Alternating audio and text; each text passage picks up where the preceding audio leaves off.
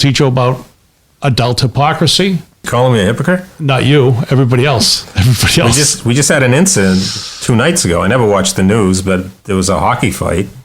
Yeah. Big fight between 2 teams, and then parents ended up spilling onto the ice, and 2 got arrested. Yeah, good. And the head of the mass hockey said, it's not just hockey, it happens in... No, it's kind of a hockey problem.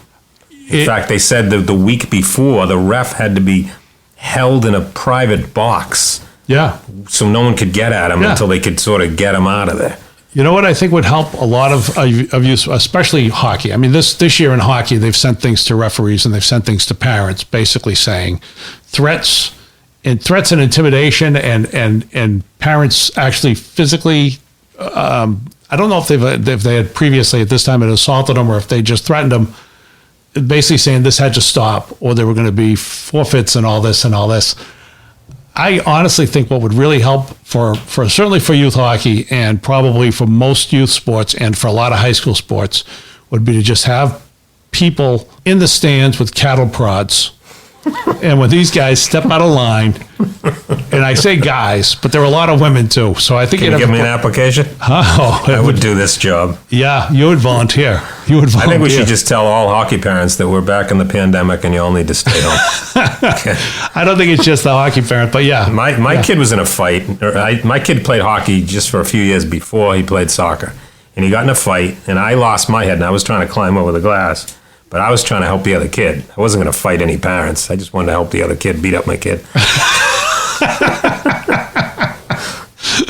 All right. And on that note,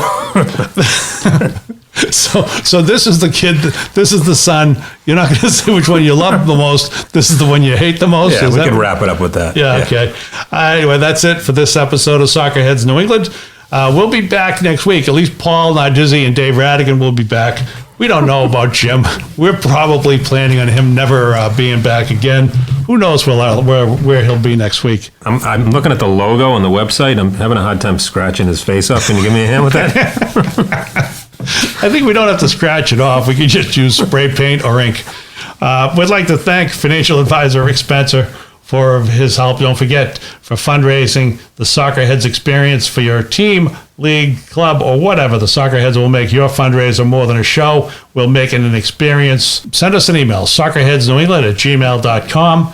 For Paul Nardizzi and Dave Rattigan, this has been Soccerheads New England, hoping we never see Jim again. And did we have a dig for him for the end of the show? That was it. I'm scrubbing him off the website. All right, scrubbing him off the website. There you go. So for Paul Nardizzi, Dave Rattigan, not for Jim Ruberti. Maybe he'll be back next week. Who knows? This has been Soccerheads New England. Thanks for listening.